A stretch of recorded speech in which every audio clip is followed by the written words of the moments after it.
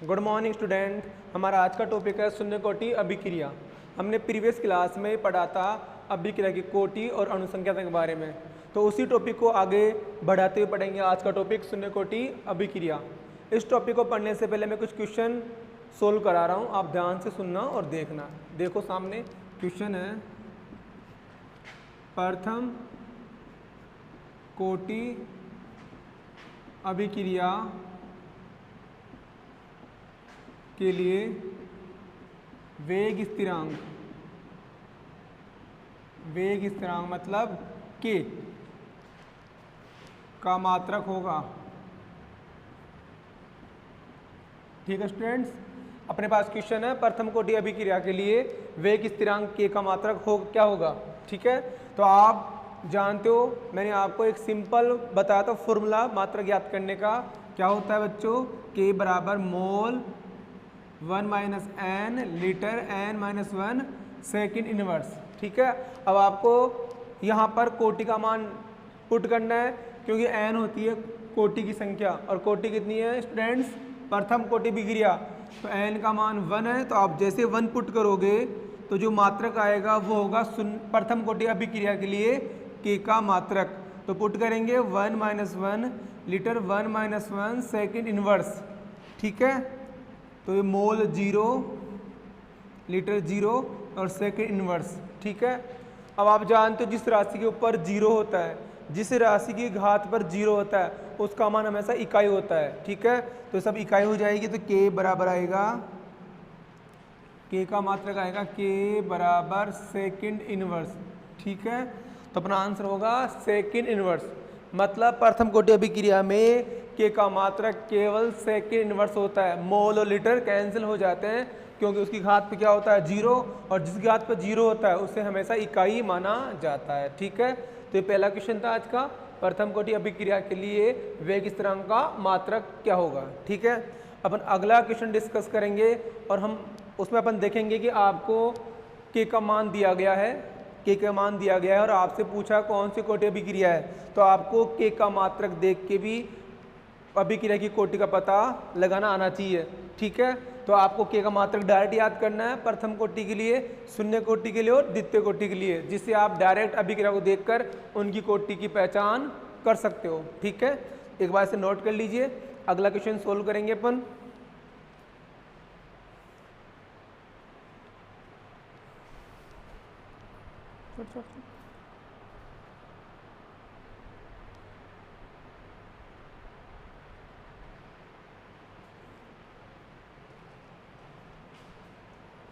Okay students, देखो सामने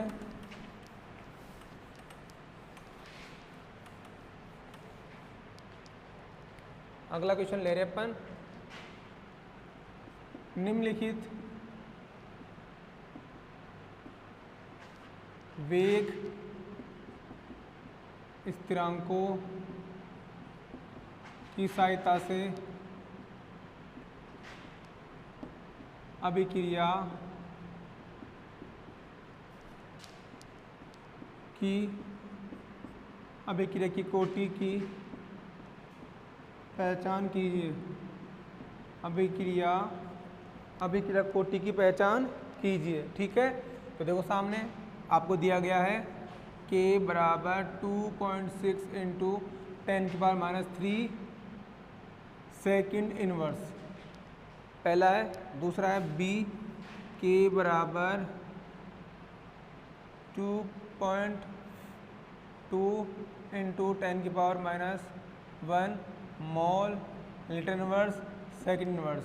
ठीक है, और लास्ट है k बराबर 2.36 सेकेंड इनवर्स। ठीक है, ये कुछ आपको मान दिए गए हैं के, और आपको इन मानों को देखकर पता करना है कौन सी कोटि अभिक्रिया है। ठीक है, तो जब भी ऐसा क्वेश्चन आपको मिले तो आपको हमेशा मात्रक देख के कोटि की पहचान करनी है। ठीक है, मात्रक को देखकर कोटि की पहचान करनी है। अब आप जानते हो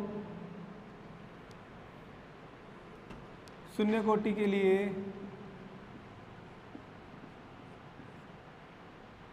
का मात्रक क्या होता है बच्चों, आपने ज्ञात किया था mole litre inverse second inverse.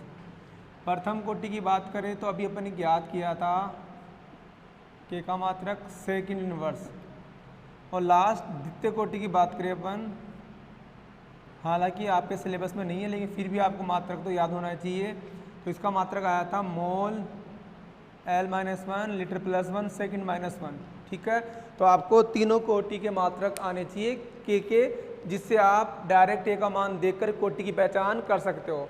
अब पहला क्वेश्चन देखते हैं, के का मान दिया गया सेकंड इनवर्स, और किस कोटि का मात्रक होता है सेकंड इनवर्स? प्रथम कोटि। तो इसका आंसर आएगा प्रथम कोटि, ठीक है। अगला है के बराबर 2.2 into 10⁻⁻1 mole litre inverse second inverse. अब आपको वैल्यू से कोई मतलब नहीं है, आपको मात्रक से मतलब है, मात्रक मैच करना कौन सी कोटि अभिक्रिया का है। तो लिखा हुआ है शून्य कोटि, तो आंसर होगा शून्य कोटि। लास्ट है सेकंड इनवर्स, वापस आंसर आएगा प्रथम कोटि, ठीक है स्टूडेंट्स। समझ में आ रहा है आपको? मेरे कहने का मतलब है कि जब आपको क्वेश्चन में के का मान मिले, मतलब के मान को देखकर कोटि की पहचान करनी हो, तो आपको वहां पर मात्रक देख के कोटि की पहचान करनी है, क्योंकि तुम जानते हो शून्य कोटि का मात्रक क्या होता है, प्रथम और द्वितीय का मात्रक क्या होता है। इस मात्रक को देखकर आप पहचान कर सकते हो कि कौन सी अभिक्रिया में किस प्रकार कोटि होगी, ठीक है। एक बार से नोट कर लीजिए, अपन आगे अगला क्वेश्चन डिस्कस करेंगे, ठीक है।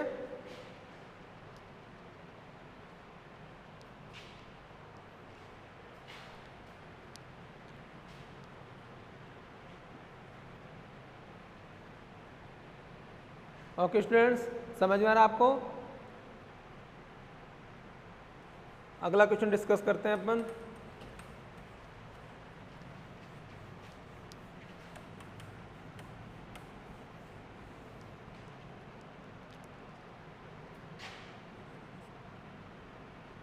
अभिक्रिया ए से बी के लिए वेग व्यंजक या वेग समीकरण, इसको अपन दर व्यंजक बोल सकते हैं, दोनों एक ही बात है। मतलब आपको किसी अभिक्रिया के लिए दर व्यंजक दिया गया है, R बराबर के ए की पावर हाफ और बी की पावर 2 दिया गया हो, तो इस अभिक्रिया की कोटि ज्ञात कीजिए, ठीक है। तो आपको क्वेश्चन दिया गया है, अभिक्रिया ए से बी के लिए दर व्यंजक दिया गया है, R बराबर के ए की पावर हाफ और बी की पावर 2 दिया गया हो, तो इस अभिक्रिया के लिए कोटि ज्ञात कीजिए, ठीक है। अब मेरी बात ध्यान सुनना। अब आपको जब ऑलरेडी दर समीकरण दी गई हो, दर नियम लगाकर समीकरण बनाई गई हो, ऑलरेडी दी गई हो, तो आपको हमेशा कोटि उस समीकरण से ज्ञात करनी है। आप दोबारा उस अभिक्रिया के लिए दर नियम नहीं लगाओगे। अगर आपको यह समीकरण नहीं दी गई होती तो आप इस अभिक्रिया से दर नियम लगा के दर व्यंजक ज्ञात करते, उसके बाद सांद्रताओं के घातों को जोड़ देते। लेकिन आपको ऑलरेडी समीकरण दी गई है, तो आपको इस समीकरण से ही कोटि ज्ञात करनी है। तो अपन लिखेंगे दिया गया है R बराबर के ए की पावर हाफ बी की पावर 2, और आप जानते हो अभिक्रिया की कोटि क्या होती है, दर नियम में प्रयुक्त अभिकारक अणु की सांद्रताओं के घातों का योग। तो आपको अभिकारक अणुओं की सांद्रताओं घातों को जोड़ना है। तो अभिक्रिया की कोटि बराबर हाफ प्लस 2, तो क्या आंसर आएगा? तो आंसर आएगा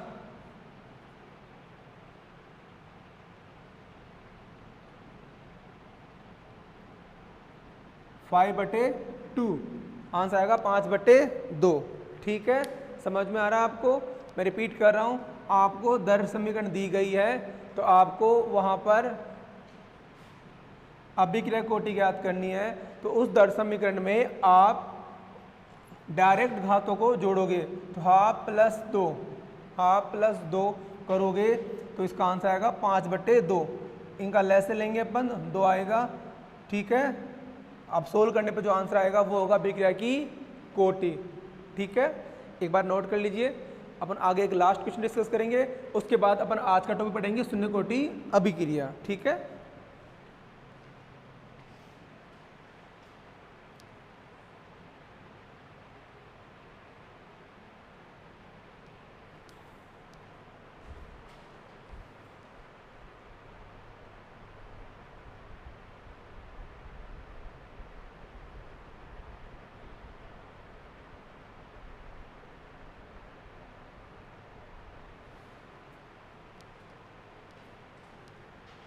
ओके स्टूडेंट्स, नोट कर लिया।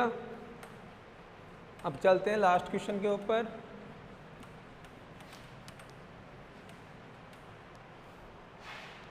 देखो सामने लास्ट क्वेश्चन बता रहा हूँ। अणु x का y में रूपांतरण द्वितीय कोटि बल गति के अनुरूप होता है। द्वितीय कोटि बल गति के अनुरूप होता है यदि अभिकारक x की सांद्रता 3 गुनी कर दी जाए तो y के निर्माण की दर पर क्या प्रभाव होगा, ठीक है। क्वेश्चन दिया गया है अणु x का y में रूपांतरण द्वितीय कोटि बल गति के अनुरूप होता है यदि अभिकारक की सांद्रता 3 गुनी कर दी जाए तो y के निर्माण की दर पर क्या प्रभाव पड़ेगा, ठीक है। तो सबसे पहले आपको इस अभिक्रिया को लिखना पड़ेगा और उसके लिए दरव्यंजक लगानी पड़ेगी। तो देखो दिया गया है x का y में रूपांतरण, ठीक है। कौन सी कोटि बोलिए बच्चों, द्वितीय कोटि। तो जैसे आप दर्व नियम लगाओगे तो आएगा दरव्यंजक दर नियम से।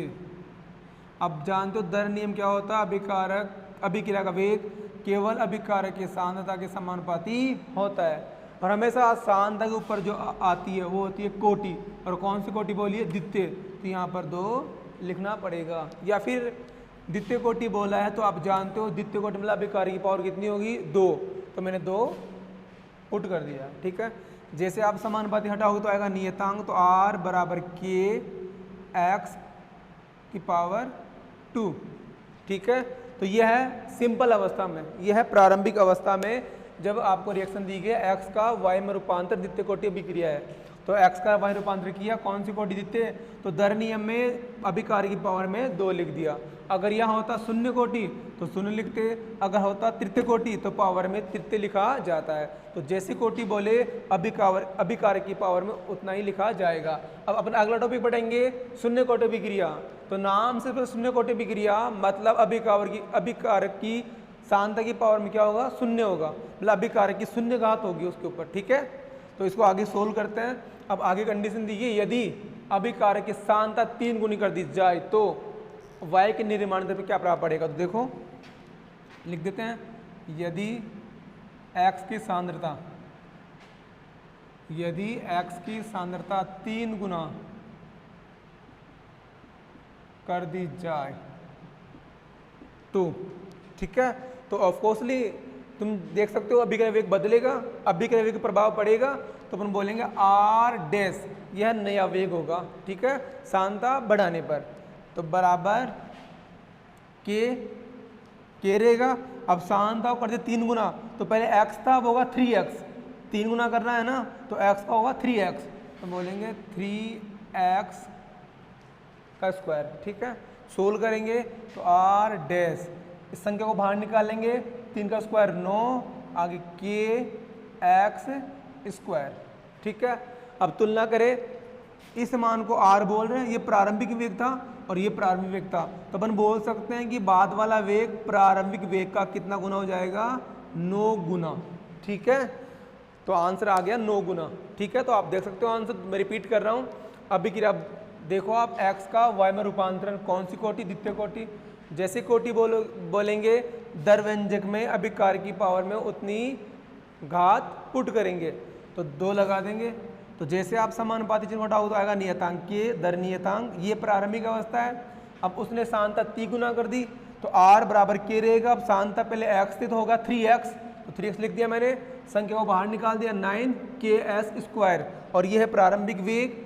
तो अपन लिख देंगे कि 3 गुना सांता करने पर अभिक्रिया का वेग प्रारंभिक तुलना में 9 गुना बढ़ जाएगा, 9r, r' बराबर 9r। ठीक है, अब जब वेग 9 गुना बढ़ जाएगा तो y के निर्माण की दर भी 9 गुना बढ़ जाएगी।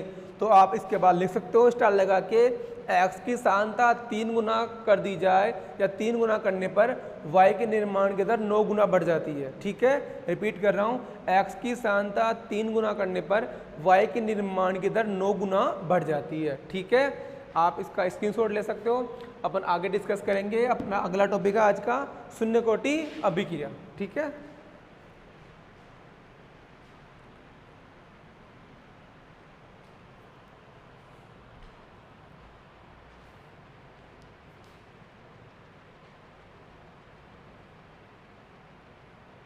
ओके स्टूडेंट्स, देखो सामने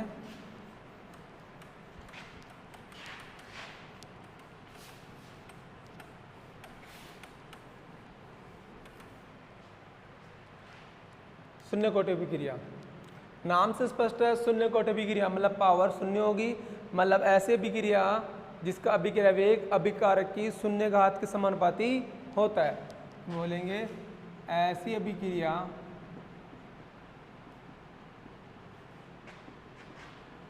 जिसका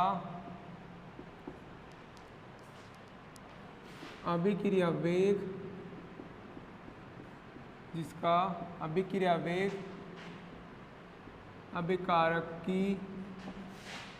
अभिकारक के सांद्रता के शून्य घात के समानुपाती होता है। ठीक है, कहने का मतलब है इस प्रकार की अभिक्रियाओं के लिए अभिक्रिया वेग अभिकारक के सांद्रता पर निर्भर नहीं करता है, क्यों, शून्य घात है और जिसके ऊपर शून्य उसको 1 माना जाता है, समानुपाती होता है। क्या कहलाती है स्टूडेंट्स, शून्य कोटि अभिक्रिया। शून्य कोटि अभिक्रिया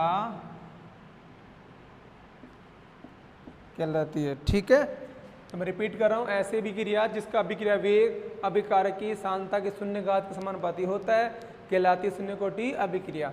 अब मैं एक इंपॉर्टेंट लिख रहा हूँ स्टार लगा के, इस प्रकार की अभिक्रिया का अभिक्रिया वेग अभिकारक की सांद्रता पर निर्भर नहीं करता है, अभिकारक की सांद्रता पर निर्भर नहीं करता है। ठीक है, समझते हैं। जैसे मेरे पास को, जैसे मान लो मैं लिख रहा हूँ K⁴, ये कोई दर व्यंजक है शून्य कोटि अभिक्रिया के लिए।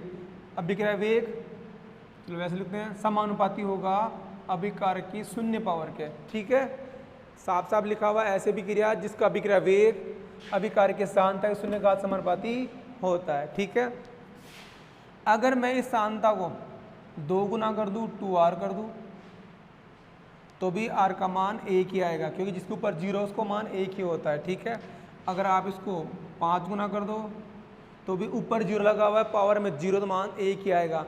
मतलब यहाँ पर अभिक्रिया का वेग अभिकारक के सांद्रता बढ़ाने पर नहीं बढ़ेगा, क्योंकि पावर में क्या लिखा हुआ है 0, और पावर में 0 होने की वजह से मान 1 हो जाएगा, चाहे सांद्रता कितनी आप बढ़ाओ। ठीक है, तो आप इसको एक बार नोट कर लीजिए परिभाषा को। उसके बाद आप आगे पढ़ेंगे शून्य कोटि अभिक्रिया के लिए पढ़ेंगे डेरिवेशन, जिसमें अपन अवकलित वेग समीकरण और समाकलित वेग समीकरण गणना करेंगे जो आपके न्यूमेरिकल में काम आएगी। ठीक है, अब जो अपन पढ़ रहे हैं इस टॉपिक से, इस चैप्टर में यहाँ से न्यूमेरिकल आना स्टार्ट हो जाते हैं, इस टॉपिक से न्यूमेरिकल स्टार्ट हो जाएंगे। आगे 2-3 टॉपिक और आएंगे जिनमें भी न्यूमेरिकल आने की संभावना होती है, जैसे शून्य कोटि अभिक्रिया, प्रथम कोटि अभिक्रिया और छद्म प्रथम कोटि अभिक्रिया। इन 3 टॉपिक से ज़्यादातर न्यूमेरिकल आने के चांस ज़्यादा होते हैं। ठीक है, तो आप ध्यान से सुनना, डेरिवेशन को भी ध्यान से देखेंगे।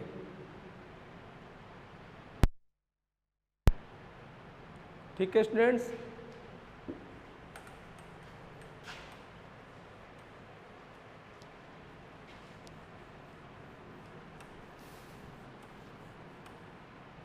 आगे स्टार्ट करते हैं। शून्य कोटि अभिक्रिया के लिए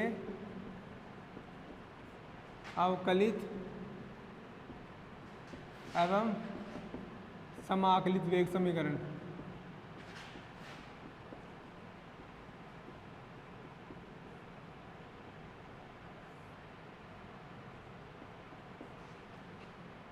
देखो, माना कोई अभिक्रिया R से P है, कोई अभिक्रिया R से P है। ठीक है, दर नियम लगाएंगे बच्चों, दर नियम से, और आपको पता कौन सी कोटि अभिक्रिया है, शून्य कोटि अभिक्रिया, मतलब पावर में क्या आएगा 0। दर नियम से, दर नियम जानते हो, R समानुपाती अभिकार की सांद्रता R और पावर में क्या आएगा 0, तो R बराबर स्थिरांक के R की पावर 0। अब ये स्थिरांक है शून्य कोटि अभिक्रिया के लिए, ऐसे प्रथम कोटि का स्थिरांक आएगा, तो इस स्थिरांक को मैं पहचानने के लिए यहाँ पर 0 लगा रहा हूँ, मतलब के 0, मतलब शून्य कोटि अभिक्रिया का दर नियतांक, शून्य कोटि अभिक्रिया का दर नियतांक, तो के 0 है शून्य कोटि अभिक्रिया का दर नियतांक। ठीक है, और जिसकी पावर में 0 होता है उसकी सांद्रता क्या मानते हैं अपन 1, तो R की पावर क्या हो जाएगी 1, तो R बराबर के नोट। अब मुझे अवकलित वेग समीकरण याद करनी है, तो इस R को मैं अवकलित पदों में ज्ञात करूंगा। ठीक है, अब R की परिभाषा जानते हो तुम, इकाई समय में अभिकारक या उत्पाद के सांद्रता में होने वाला परिवर्तन। ठीक है, तो अवकलित वेग समीकरण ज्ञात करेंगे, तो जब भी आप जानते हो वेग ज्ञात करते हैं कुछ क्षण के लिए, निश्चित पल के लिए, तो ज्ञात करते हैं ताक्षणिक वेग और वहां लगाते हैं d, और अवकलित तो आएगा अभिकारक के सांद्रता में परिवर्तन, तो d/dt, और किस सांद्रता है अभिकारक की, अभिकारक क्या है बच्चों R, और अभिकारक की सांद्रता को जब भी परिवर्तन को डिनोट करते हैं लगाते हैं माइनस का चिन्ह। ठीक है, बराबर के नोट। मैं रिपीट कर रहा हूँ, ध्यान सुनना, यहाँ पर R समानुपाती अभिकारक की सांद्रता की पावर 0।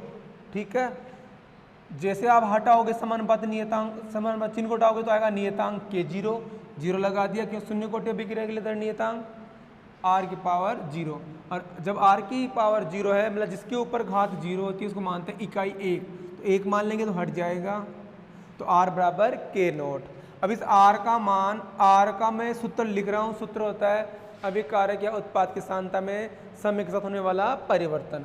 मैं अभिकारक को ले रहा हूँ, तो अभिकारक की सांद्रता बटे परिवर्तन लगा समय, लेकिन अवकलित वेग समीकरण ज्ञात करनी है तो मैं ज्ञात करूँगा निश्चित पल के लिए, कुछ क्षण के लिए, तो लगाएंगे dR/dt, और माइनस क्यों लगा रहे हैं, क्योंकि अभिकारक की सांद्रता समय के साथ क्या होती है, कम होती है, तो लगा दिया माइनस। ठीक है, ये है अवकलित वेग समीकरण, ये है अवकलित वेग समीकरण। ठीक है स्टूडेंट्स, जो आपके सामने समीकरण लिखी हुई है वो है शून्य कोटि अभिक्रिया के लिए अवकलित वेग समीकरण। ठीक है, अब आप उसमें समीकरण पुट कर रहे हैं, माना ये समीकरण नंबर 1 है। ठीक है,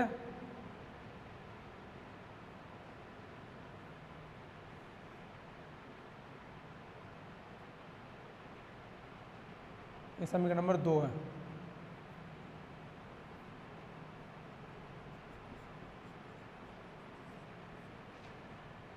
आगे सोल्व करेंगे उसको, तो देखो सामने इस dt को मैं यहाँ ले जा रहा हूँ, तो माइनस डी आर बराबर के नोट dt, ठीक है। इस माइनस को उधर भेज रहा हूँ मैं, तो D R minus k note dt, समीकरण नंबर 3। अब मुझे ज्ञात करनी है समाकलित वेग समीकरण, तो समीकरण 3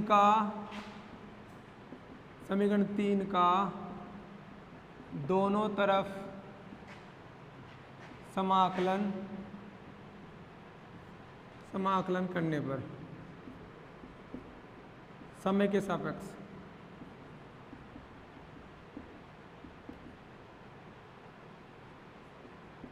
ठीक है। तो देखो समाकलन करेंगे तो डी आर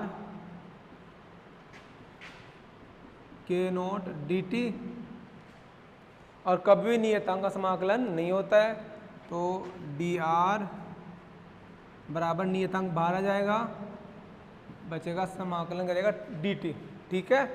अब आगे समाकलन करेंगे तो r का समाकलन होगा r, ठीक है। किसी भी अगर पद का करना हो समाकलन तो आएगा r, यहाँ पे आएगा ओनली r, लेकिन किसके सापेक्ष कर रहे हैं अपन,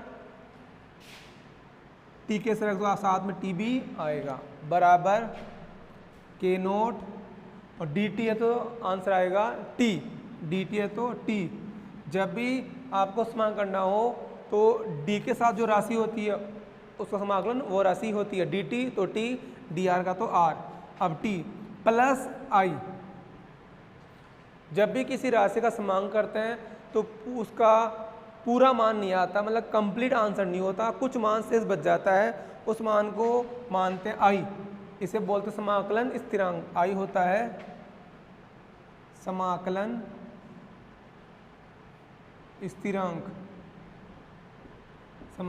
स्थिरांक, समीकरण नंबर 4, ठीक है। अब आपको इस i का मान पुट करना है, उसके बाद जो समीकरण बनेगी वो होगी शून्य कोटि अभिक्रिया के लिए समाकलित वेग समीकरण, ठीक है। एक बार आप इसको लिखोगे, उसके पहले रिपीट कर दूंगा एक बार में, ध्यान सुनना। शून्य कोटि अभिक्रिया के लिए अपन डेरिवेशन पढ़ रहे हैं, अवकलित और समाकलित वेग समीकरण। तो मेरे पास कोई अभिक्रिया r से p है, शून्य कोटि अभिक्रिया है, दर नियम लगाएंगे, r समानुपाती r की सांता की पावर 0, शून्य कोटि अभिक्रिया है। जैसे आप समानुपाती चिन्ह हटाओगे तो आएगा नियतांक k, मैंने 0 लिख दिया पहचान करने के लिए, कौन सी कोटि है, शून्य कोटि, और जिसकी पावर में 0 हो तो उसको 1 मान लेते हैं, तो r बराबर k नोट k0, ठीक है। अब ये अभिक्रिया को मुझे करना है अवकलित में और समाकलित में बदलना है, तो इस r के सूत्र को लिखना पड़ेगा अपन अवकलित में। r के तुम प्रकार पढ़े थे, औसत वेग, ताक्षणिक वेग और प्रारंभिक वेग। तो जब अवकलित वेग याद करते हैं, समीकरण याद करते हैं, वहाँ पर देखते हैं ताक्षणिक वेग, तो सूत्र याद करेंगे। अब r का सूत्र 2 पदों में हो सकता है, अभिक्रिया के सांतक पदों में हो सकता है, उत्पाद के सांतक पदों में हो सकता है, क्योंकि अभिक्रिया वेग इकाई समय में अभिकारक या उत्पाद के सांतक में होने वाला परिवर्तन ही होता है। तो मैं ले रहा हूँ अभिकारक, तो अभिकारक के सांतक में परिवर्तन बटे लगा समय, हमेशा अभिकारक के सांतक समय के साथ क्या होती है, कम, तो माइनस चिन्ह आएगा, बराबर के नोट। इस dt को मैं उधर भेज रहा हूँ, ठीक है, तो माइनस डी आर बराबर के नोट dt, इस चिन्ह को मैं इस तरफ ट्रांसफर कर रहा हूँ तो माइनस इधर आ जाएगा। उसके बाद अपन दोनों तरफ करेंगे समाकलन करेंगे, जिससे जो समीकरण प्राप्त होगी वो होगी समाकलित वेग समीकरण, ठीक है। समाकलन चिन्ह लगा देंगे दोनों तरफ, नियतांक का कभी समाकलन नहीं होता है, नियतांक को बाहर ऐसे ही लिखेंगे, ठीक है। और डी आर का होगा समाकलन r, dt का समाकलन होगा t, लेकिन जब भी समाकलन करते हैं तो पूर्णतः कंप्लीट मान नहीं आता है, कुछ मान शेष बच जाता है, 100% समाकलन नहीं होता है, 100% नहीं होता है, इसलिए कुछ मान शेष बचेगा, उसे मानते हैं i प्लस i है समाकलन स्थिरांक, ठीक है। अब इस समीकरण में आप i का मान पुट कर दो तो जो समीकरण आएगी वो होगी शून्य कोटि अभिक्रिया के लिए समाकलित वेग समीकरण, ठीक है। आप इसे एक बार नोट कर लीजिए या इसका स्क्रीनशॉट ले लीजिए, अपन आगे इसको सोल्व करेंगे और समीकरण बनाएंगे समाकलित वेग समीकरण।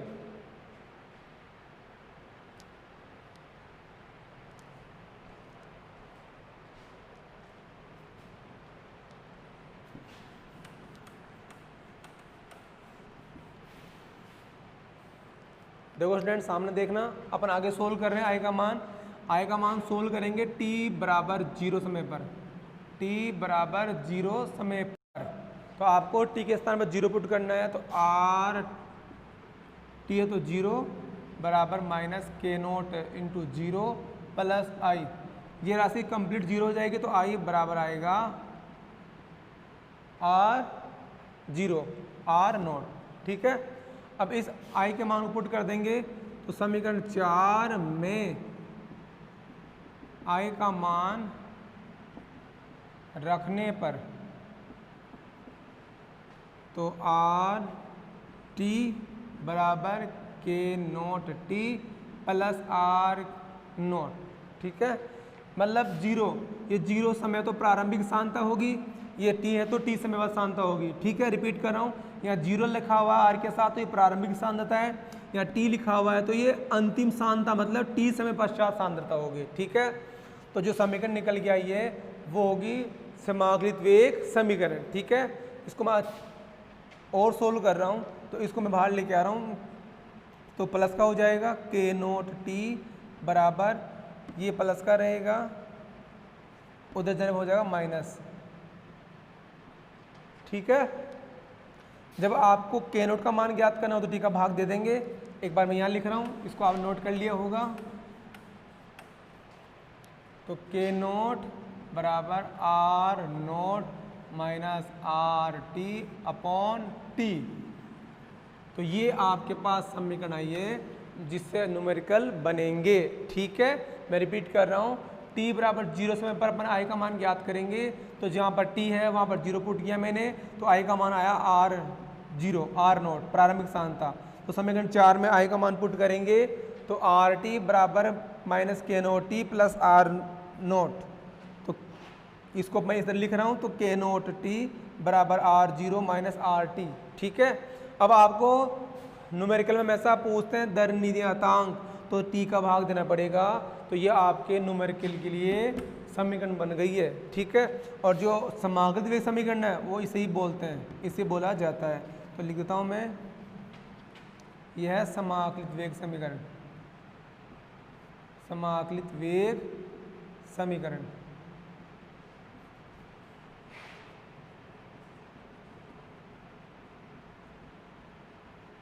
ठीक है स्टूडेंट्स, अब यहाँ पर लिख देते हैं कौन किसको डिनोट कर रहा है, तो यहाँ के नोट बराबर, जानते हो आप क्या है के नोट, शून्य कोटि अभिक्रिया का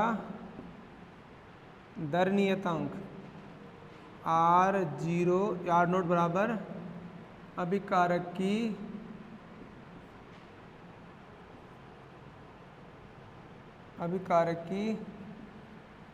प्रारंभिक सांद्रता। ठीक है, आर टी बराबर टी समय पश्चात अभिकारक की सांद्रता। ठीक है स्टूडेंट्स, के नोट है शून्य कोटि अभिक्रिया दर नियतांक, r0 अभिकारक की प्रारंभ सांद्रता, आर टी है टी समय पश्चात अभिकारक की सांद्रता, और टी है समय, टी है समय। ठीक है, तो आप इसे नोट कर लीजिए, ये कंप्लीट हो गया है शून्य कोटि अभिक्रिया के लिए अवकलित और समाकलित वेग समीकरण। ठीक है, आगे अपन ग्राफ डिनोट करेंगे। ठीक है, ग्राफ खींचेंगे आर टी और टी के मध्य ग्राफ, मतलब टी समय बाद सांद्रता और समय के मध्य ग्राफ प्लॉट करेंगे अपन। ठीक है, आप इसे एक बार नोट कर लीजिए।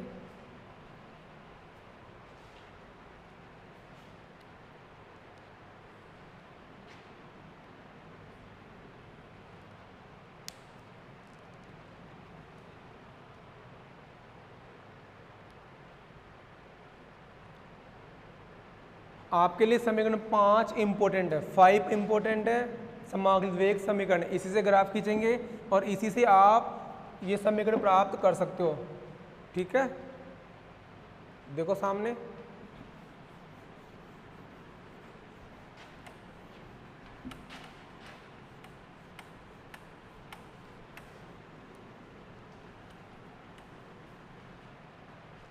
शून्य कोटि अभिक्रिया के लिए पढ़ रहे अपन आर टी तथा समय के मध्य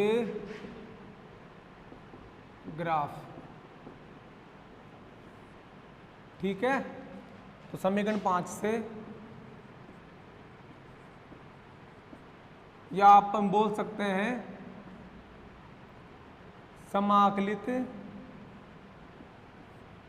वेग समीकरण से। ठीक है, तो समीकरण क्या होती है, r t minus k naught plus r zero. Graph plot करेंगे आर टी और टी के मध्य। ठीक है, ग्राफ प्लॉट करने से पहले इस समीकरण की तुलना करेंगे ढाल की सरल रेखा समीकरण से। ठीक है, तो मैं लिख देता हूं,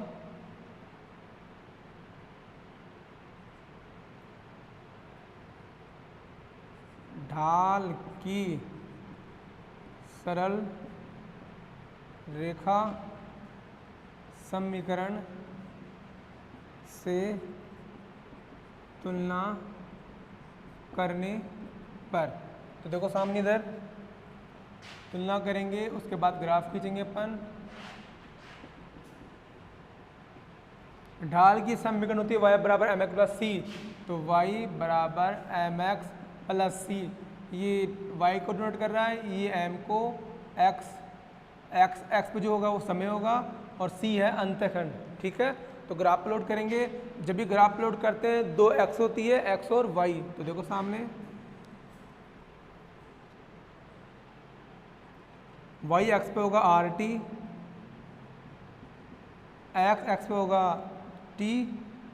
अब ग्राफ प्लॉट करते हैं। ठीक है, दोनों बराबर में है, मतलब दोनों समानुपाती है, लेकिन आगे क्या लगा हुआ चिन्ह, तो सानता बढ़ेगी नहीं घटेगी। जैसे में बढ़ेगा सानता बढ़नी चाहिए, लेकिन माइनस का चिन्ह तो घटेगी।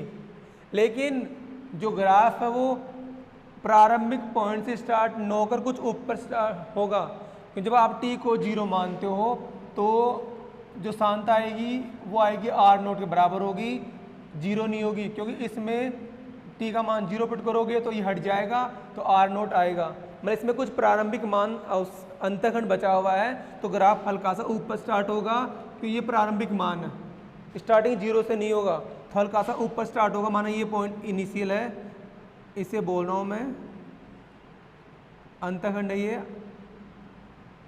Are naught. ठीक है, और ग्राफ खींचेंगे, घटता हुआ ग्राफ आएगा तो नीचे तरफ ग्राफ आएगा, घटता हुआ ग्राफ आएगा।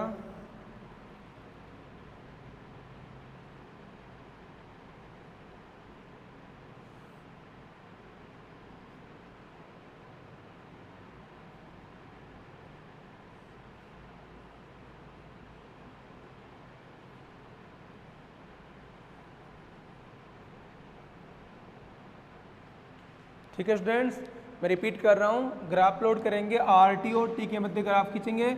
आप इस मान को थोड़ा समय के लिए भूल जाना। अब ग्राफ देखते हैं दोनों बराबर है, मतलब समानुपाती है, तो मान बढ़ता हुआ आएगा, लेकिन इसमें चिन्ह लगाओ माइनस, तो ग्राफ नीचे की ओर आएगा, ऊपर की ओर नहीं जाएगा, तो ग्राफ नीचे आएगा। ठीक है, अब बात करें ग्राफ स्टार्ट कहाँ से होगा, मतलब प्रारंभिक बिंदु स्टार्ट होगा या ऊपर से स्टार्ट होगा।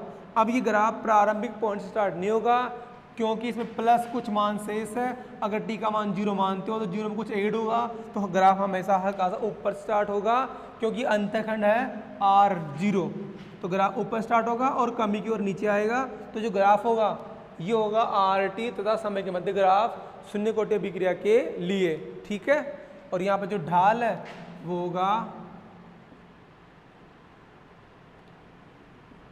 Minus k note. ठीक है, ढाल होगा माइनस के नोट। ठीक है, आप इसे नोट कर लीजिए।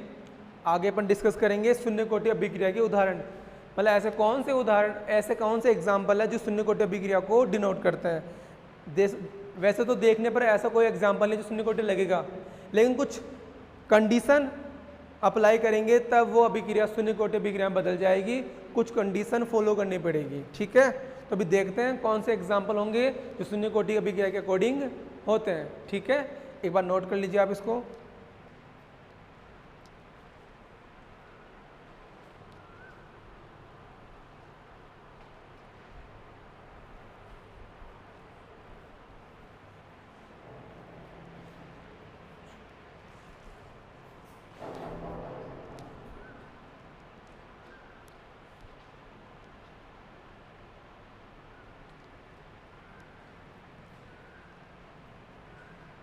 ओके स्टूडेंट्स,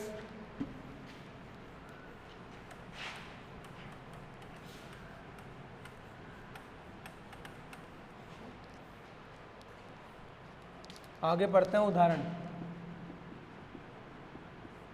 पहला एग्जाम्पल है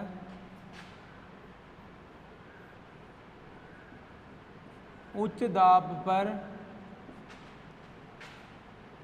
टंगस्टन धातु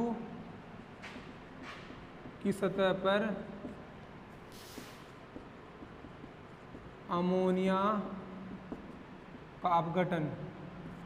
तो NH3 को आप ब्रेक करोगे टंगस्टन धातु की उपस्थिति में उच्च दाब पर, तो बनेगा N2 प्लस H2। बैलेंस करेंगे, 2 लगा देंगे या 3 लगा देंगे। ठीक है, तो ये पहला एग्जाम्पल है जो शून्य कोटि अभिक्रिया को डिनोट करता है। ठीक है, वैसे तो कोटि 2 आनी चाहिए, लेकिन स्पेशल कंडीशन है जब भी कोई अभिक्रिया का अपघटन हो धात्विक सतह पर, धातु की सतह पर। ठीक है, मैं रिपीट कर रहा हूँ, जब भी किसी अभिकारक का अपघटन हो धात्विक सतह होनी चाहिए, उच्च दाब होना चाहिए। ठीक है, ठीक है, कंडीशन है धात्विक सतह होनी चाहिए, तो वो अभिक्रिया होगी शून्य कोटि अभिक्रिया। अगला एग्जाम्पल है दूसरा,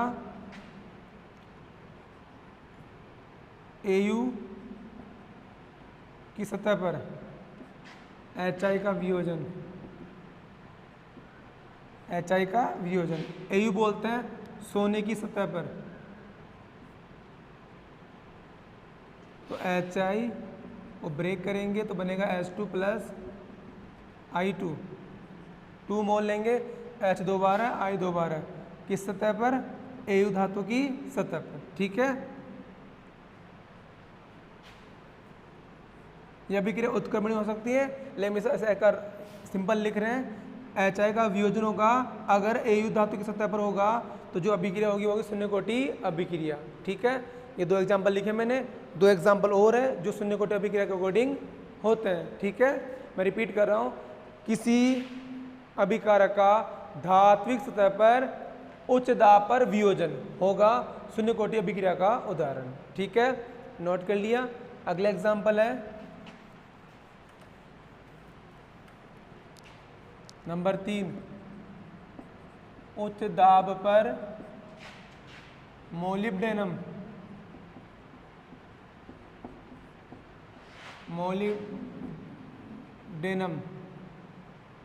धातु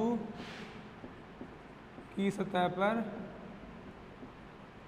फोस्फीन का अपघटन, फोस्फीन का अपघटन। बेटा फोस्फीन एक गैस होती है जो अमोनिया की तरह होती है, सूत्र होता है PH3। अपघटन करेंगे मोलिब्डेनम धातु की सतह पर उच्च दाब के साथ, तो बनेगा P प्लस H2। अब P2 नहीं आएगा क्यों? P ठोस होती है, धातु होती है, जबकि नाइट्रोजन गैस होती है, तो गैस द्विपरमाणु हो सकती है, तो N2 पॉसिबल है। यहाँ P2 नहीं आएगा क्योंकि ये ठोस अवस्था में होता है, तो आएगा 2 आगे। बैलेंस करेंगे 2P, तो 2 आ गया। H कितनी बार? 6 बार, तो लगाएंगे 3। तो तीसरा एग्जाम्पल है जो शून्य कोटि अभिक्रिया को डिनोट करता है। 4th एग्जाम्पल है प्रकाश की